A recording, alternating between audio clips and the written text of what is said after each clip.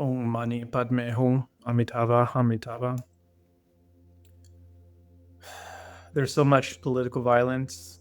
There always has been political violence, but recently there's so much going on here in the United States as well as abroad. Protests, shootings, wars, ongoing genocides,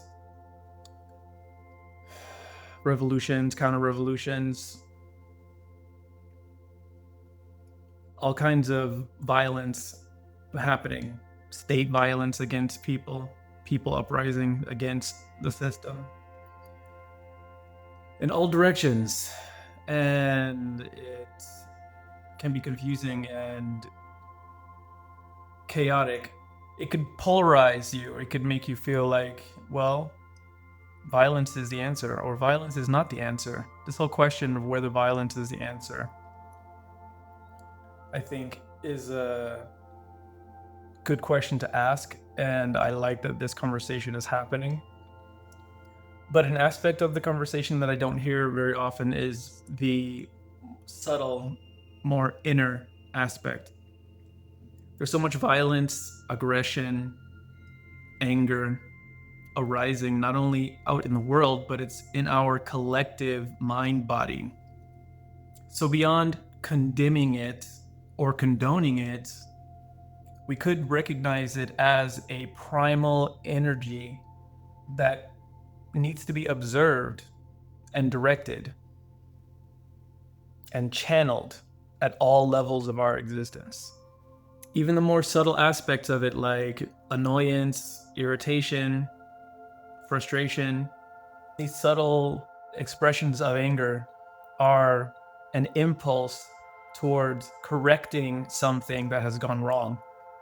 In its essence, it's a form of clarity. It not only sees the problem, it also is an impulse towards swift, decisive action to correct the problem. Like a mother lioness who's lunging to protect her cubs, she's motivated by clarity and intense aggression that is an expression of wrathful compassion. If you understand compassion to be the capacity to feel and suffer with others around you, it includes the impulse to correct the suffering that you see and the wisdom to actually know how to correct it. Obviously, this impulse to correct a problem can often be misguided. Maybe the problem that has been pinpointed actually isn't the correct problem. There's so many factors involved, but at its essence, the intention, the subtle intention, not a logical, conceptual intention, but a pre-verbal, before thought, subtle intention behind it is to solve a problem, to eradicate suffering, whether that's someone else's suffering or your own suffering. The impulse of anger, aggression, it's to destroy the problem. And maybe the word destroy is too intense, but still, no matter how intense the impulse is, it's still the intention of getting rid of a problem, solving a problem, bringing about more peace, even if it seems to be through violent means. Again, I'm not condoning or condemning violence. I'm just bringing up the conversation and pointing to a more subtle aspect that I don't hear many people talking about. The fact that, in its essence, anger is the seed of compassion, or rather, the seed of compassion can sometimes manifest in the wrathful form of anger. In Buddhist cultures, you see this in the form of wrathful deities. In some forms of Hinduism, you see it in the form of the wrathful mother goddesses. These all serve as archetypes that represent our potential for clear, compassionate action. So, in terms of the violence that we see in our societies and the collective push for peace, we definitely cannot ignore the importance of the microcosm and its relationship to the macrocosm. We shouldn't ignore the inner turmoil that we are feeling individually and turn only towards the outer strife and struggle that we see among our fellow humans. It's all connected. So, if we want the collective intelligence of humanity to align itself with compassion and wisdom, we have to allow that alignment to happen internally in ourselves first. And then, one by one, eventually exponentially, we will impact the collective through our interconnected mutual webs of connectivity, our social relations, our friends, our families, eventually to our neighbors or strangers that we haven't met, and people on the other side of the world. Following this impulse of compassionate action that starts with self-compassion, then extends outward, we can allow that impulse to grow from our collective work, our collective inner work. So, as we start to cultivate patience with ourselves, the paramita of kshanti, then we start to promote more compassionate interactions one by one, until it eventually spreads throughout all of the interconnected webs of mutual interdependence. Sometimes all it takes is a momentary pause, a deep breath, an audible exhalation to just give some space to the impulse of anger that's appearing in your system. Whether that's a tightness in your chest, some heat flushing over your face, clenched fist, or even if it's manifesting in thought forms of self-criticism, self-judgment, and whether you catch the impulse before it arises, during, or after it's already taken you over, the least you can do is to set the intention that this movement of energy be guided by our collective wisdom and compassion. Now, some can argue that violence is just going to happen anyway. There's always going to be war, there's always going to be arguments between people, and physical violence, even.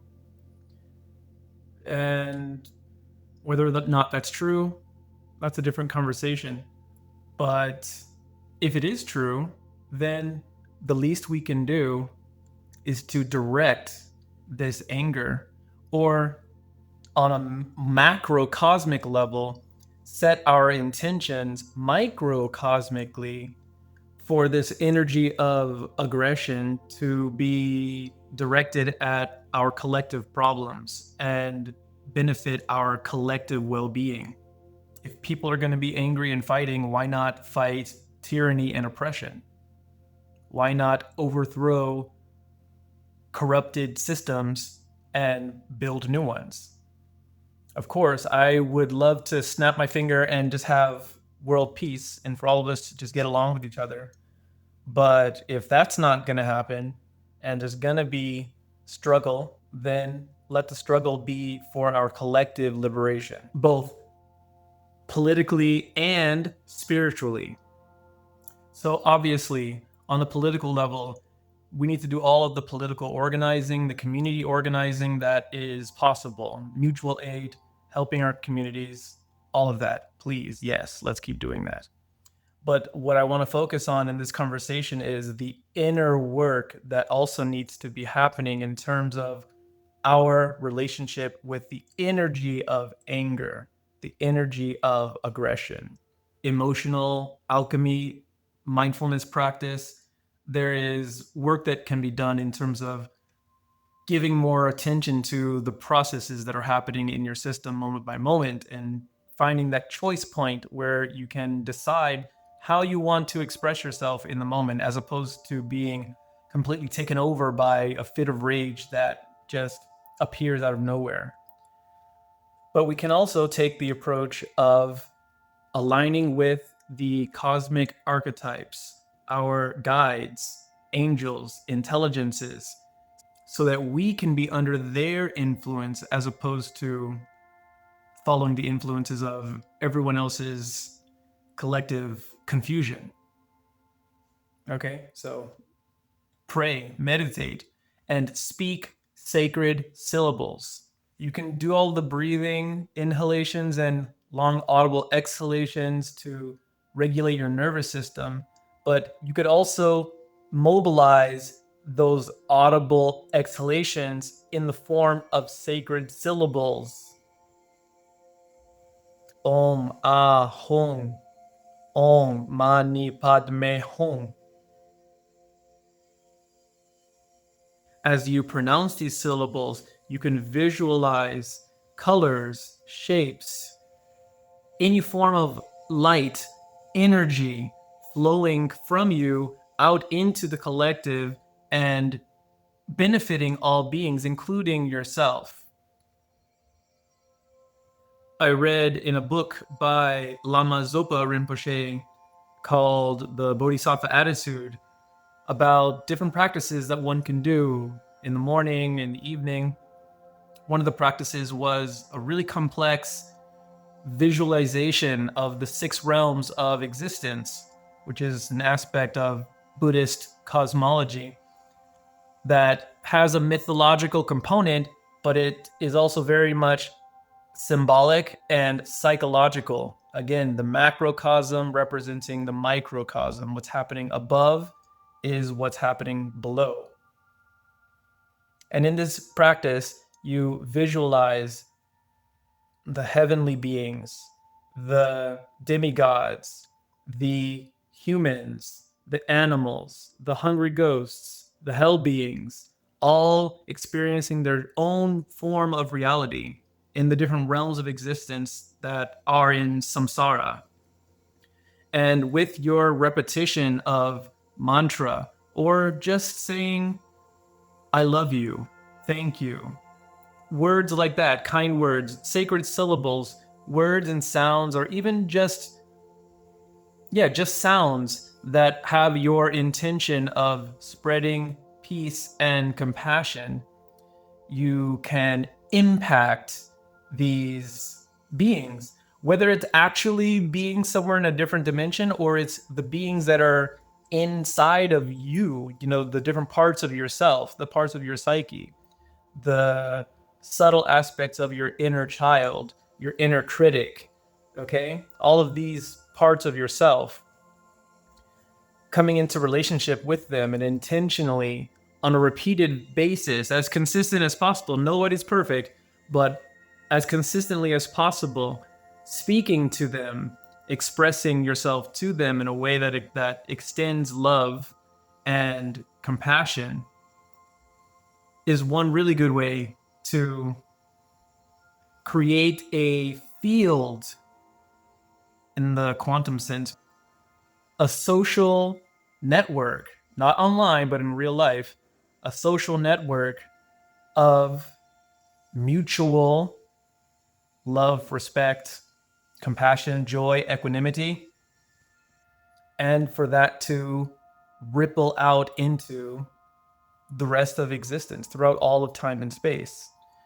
You're not striving for some end goal, but you're focused on this moment right here and now, where you are the center of your universe.